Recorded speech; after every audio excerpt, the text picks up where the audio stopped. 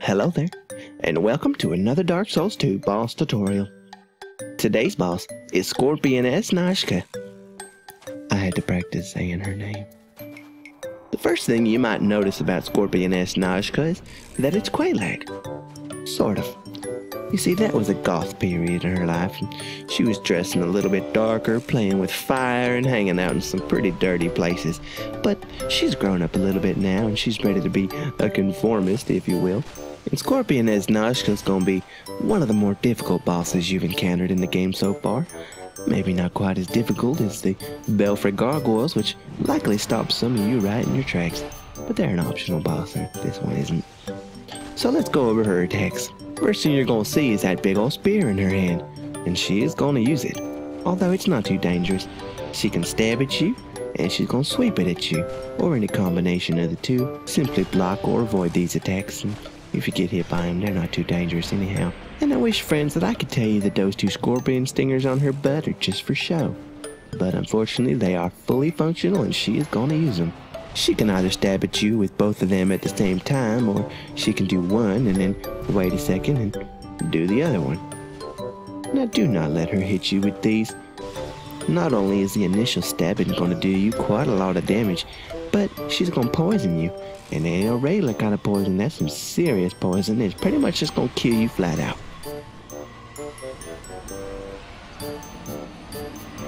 Alternatively, she can coil up that tail and hit you with it, which does a lot of damage, but it's real easy to see coming, so you just roll out the way of that.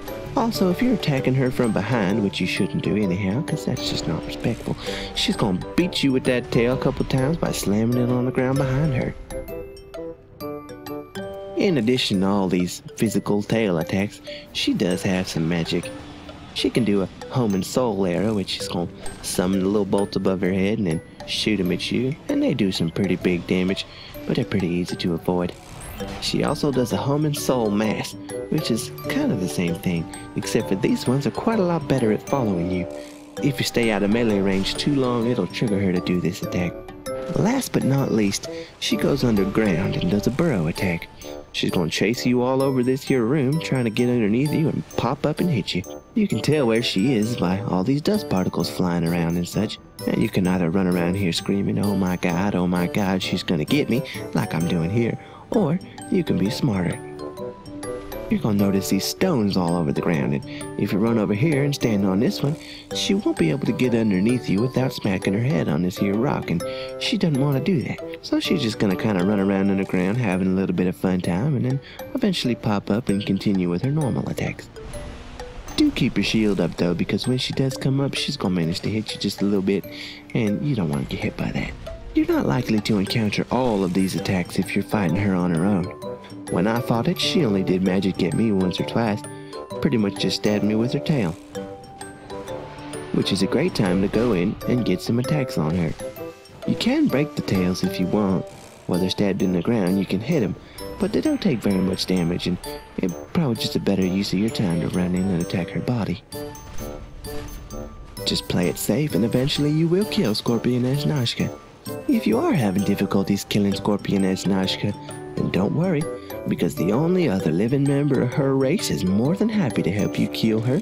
If you were to get the Ring of Whispers from the little kitty cat in Missoula, you're going to be able to speak to Man Scorpion Turk, and he's going to tell you some stories that pretty much amount to her being a strong, independent Scorpioness woman that ain't need no man scorpion.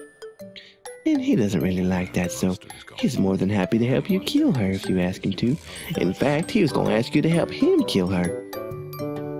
After you do kill Scorpioness Najka, you're going to get 23,000 souls, and you're going to be able to continue on your adventure. We hope you enjoyed today's Dark Souls 2 boss tutorial. If you like it, hit the like button and subscribe for more Dark Souls 2 and other gaming content. Goodbye.